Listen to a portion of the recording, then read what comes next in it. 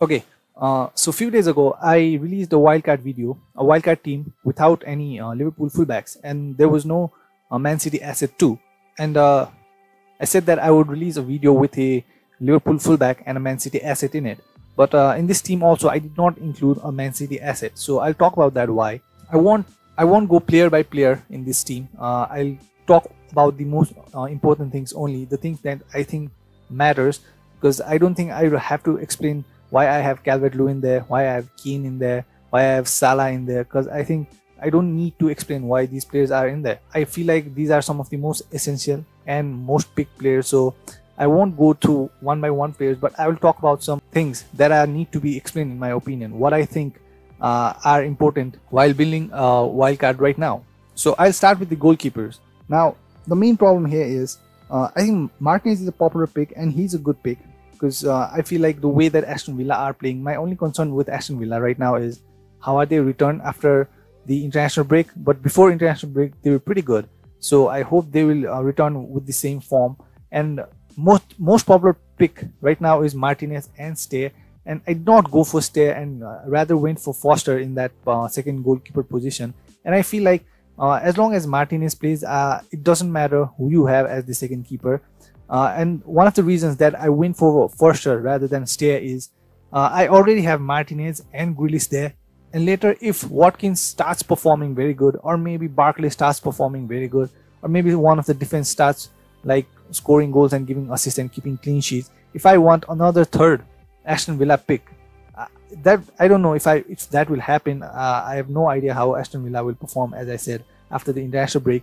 But if Aston Villa performs very good and I want a third player from Aston Villa, then I would have to remove Steer to bring in maybe Watkins or Barkley, so that would cost me an extra transfer. So one of the reasons I have Martinez and Foster is so that the transfer will be easy when I try and bring in Watkins, Barkley or Mings or maybe some other Aston Villa player. Now moving on to defense, as I said, I won't be talking about one by one players. Now as I said, the Taylor is not a pick that everyone fancies, but I personally think Taylor might be one of the good assets in upcoming game weeks. Now next game for Taylor is against West Brom. There might be some clean sheet, maybe, let's hope so. But Burnley have not been doing pretty good as of recent. But as I said, the injured players, the important injured players, Goodmanson, me, they are coming back. Goodmanson is fit, I guess, but me will be back maybe next game week, but not for this game week. And now the forwards have also returned, so I feel like the team is coming together now for Burnley, and I feel like there will be good return of points from Taylor for 4.5. Maybe he might be one of the most important asset in upcoming game week. Let's hope so. So now moving on to Robertson. So as I check the stats, the number of crosses that Robertson is putting in is insane amount of crosses. I compared the stats with Castagna and Digne. Now Castagna and Digne don't have the equal amount of crosses that Robertson is putting in. Digne is kind of near to what Robertson is putting in terms of crosses, but when it comes to Castagna, like, he's not even close. But Castagna is involved in important part, like he's directly involved in assists and goals, so that is what we need from players in FPL. And Castagna is doing that, and Digne, he's not keeping clean sheets, but he's putting in a lot of crosses too. So, and when it comes to Robertson's accuracy of crosses, that's not good either. So now the only thing is, if you are looking at the stats, Robertson is not one of the best player. He's not the best player in that position for now, because if you compare the stats and the point returns, there are a lot of Castagna, Chilwell, these kind of players are returning very good points, and there are other players. So I feel like Robertson is not an essential pick. But if you are one of those players who think that you need at least one fullback, I think Robertson should be one of them. Trust me, as I look at the stats, it's not very impressive when it comes to Robertson's stats, and since there won't be Alisson in upcoming game weeks, that might hurt Liverpool defense, because Adrian has not been doing good at all. So yeah, as I said, the number of crosses that Robertson is putting in is very good. It's very high amount. The thing is, nobody is converting it, and since Firmino has been kind of off form right now, but I think he did pretty good in the international break. He kind of scored 2 goals. I have not been following that, but still, I think the forwards need to turn up, and since Mane will return now, in next game against Everton, and Thiago Alcantara has also started training, I guess. So I think team will get better, but still it's the defense that's leaky for Liverpool, not the attack. So I feel like Robertson, if the forwards capitalize on Robertson crosses, I think Robertson might be one of the best assets. But comparing to Castanda, Digne, they are more involved directly in terms of goals and assists than Robertson. So yeah, that is your choice to make. But if I have to choose a fullback from Liverpool right now, I think I would go for Robertson rather than Trent. And now I won't go through one by one player, but one of the main thing about the defense line is I don't know if it's just me, or I feel like that Lamptey might be an injury risk, because since past 2 game weeks I have been monitoring him and he seems to be injured all the time. And right now also he has a hamstring injury. I don't know the seriousness of his hamstring injury, to be honest. But the thing about Lamptey is he plays in a very advanced position. That is one of the advantage when I compare Lamptey to Walker Peters or other 4.4 like Eiling and other assets. So yeah, I personally feel like Lamptey might be injury risk, injury prone player. There are other players. Go for Walker Peters, go for Dallas, Eiling. There are other players for that kind of price range. So me personally, I am not very happy with how Lamptey has been returning points, but he plays in very advanced position. That is one of his merit when it comes to FPL. Now moving into midfield, I'll say this again, these players are all very popular and good pick because of how they are performing. And when it comes to Zaha, Grealish, Salah, they are on penalties and have good fixtures and they have been performing good. And Zaha, yes, Zaha did not return good point against Chelsea, but you can look at his fixtures. The upcoming fixtures are too good to be ignored, and he's on penalties and he's the talisman in that team. And about Grealish, as I said, he's on penalties, he's performing good. I mean, Aston Villa is performing good, and now he has better players surrounding him, Watkins and Barkley, Trezeguet. So I think Grealish might be one of the good picks in upcoming game weeks, but Grealish and Zaha might be a hot and cold kind of option. One game week they might return huge points, another game they might just blank out. So there is a risk when it comes to players like Grealish and Zaha. They are not the premium choices. They are not like the Salah and De Bruyne, Sterling. They are not those kind of players. So yeah, but that is the reason that Grealish and Zaha are only 7 million price range. Now the thing about midfield is Man City. So as I said, I think, do you really want to make a team without a Man City asset? The main problem with Man City, as I said, is the center forward players. Now Aguero will not return this game week. Jesus won't return this game week yet. So they will be playing like they did against Leeds. There might be some changes, but I did not like what I saw against Leeds, by Man City, because I had De Bruyne in my team and De Bruyne played very deep. I have said this in all my videos. He played like a center midfielder and defensive midfielder sometimes.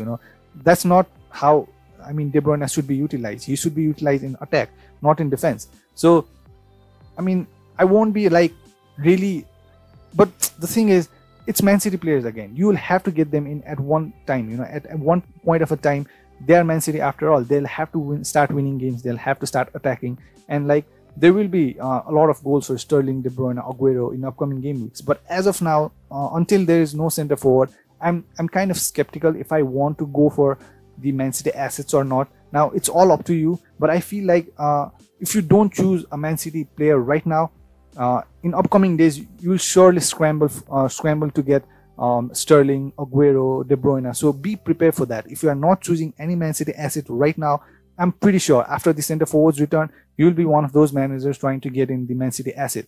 So you make up your mind if you want the Man City players right now, or you'll try and transfer in them later. So yeah, maybe keep some budget in your bank so that you can change Son to Sterling, Son to De Bruyne, or Kane to Aguero. So yeah, make up that mind, because I feel like Man City team are bound to do better because they have to. They have invested a lot. They are a good team. Pep is good manager too. So yeah, what I think is, as of now, if you don't pick any Man City player, I don't think that's the worst idea, but I'm pretty sure you'll scramble to get them in after a few game weeks. That's what I think.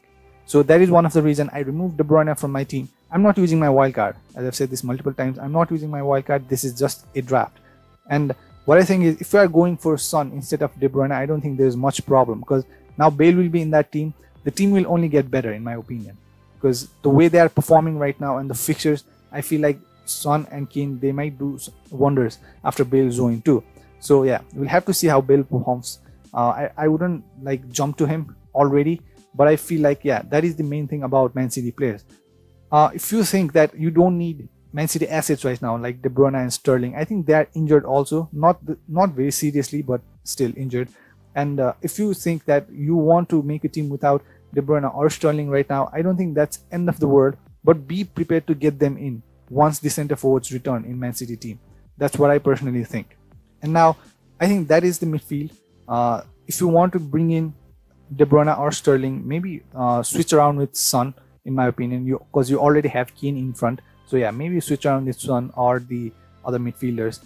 So now I'll move to the forwards. Now the thing about forwards is I won't explain about Calvert-Lewin and Kane. They are doing very good. Kane is on penalties, good fixtures, performing very well. I don't need to explain about that. Now Brewster. Now I think Brewster must be one of the players that must start in that Sheffield team. I'm pretty sure he will start. He's the highest signing of the Sheffield of this club. So I'm pretty sure they did not sign him to bench him, and they seriously need goals right now. So I feel like Brewster might be one of those breakthrough players in upcoming game weeks. I don't know if he'll start or not in the next game week, but I'm pretty sure he will be in that lineup pretty soon. So for 4.5, I think you should get him already before his price rises. I don't see any problem with Brewster being there. It helps a lot in managing the budget of the team. And the value of this team is 100.8. I still have 0.2 in the bank. So I made this team just recently. I've got all the players after already their price has risen. So you might have activated this very early. You know, if you are using the wildcard, I'm pretty sure you activated your wildcard during the international break. So I think you have got players like Kane and Chilwell before their price has risen, you know. So if you are using your wildcard, if you are activating your wildcard just now, I think it will be kind of difficult to get good players, because the price has already rocketed. So it will be difficult. But if you have already done it before the international break, or maybe just when the international break started, I'm pretty sure you have got the players whose value has risen now. So yeah, the value of this team is 100 point in my opinion. Now just play around, shuffle around. So my main gist of this video is that if you feel like you don't need Robertson, there are pretty good other options like Castagna. As I said, he has been directly involved in goals and assists than Robertson, but still, he's Robertson. He's from Liverpool. It can only get better for them. So that's what I hope. Now I hope that Roberto Firmino starts doing his job properly now. He has been doing good internationally, so that might convert into the in-club also. I hope so. And if you are thinking of not having De Bruyne or Sterling right now, I don't think that's the worst opinion, looking at how they played against Leeds. But still, after the centre forwards return in that team, we will be scrambling to get in at least one Man City asset. So yeah, I think I'll end this video now. This is pretty much it. If you have any other opinion, yeah, please write it in the comment section. As I said, I'm not using my wildcard. I'll still wait. I have to wait because as I said, one of the main problem I have right now is I want to see who are the Chelsea assets that I want to get hands on, because Chelsea players are returning now soon.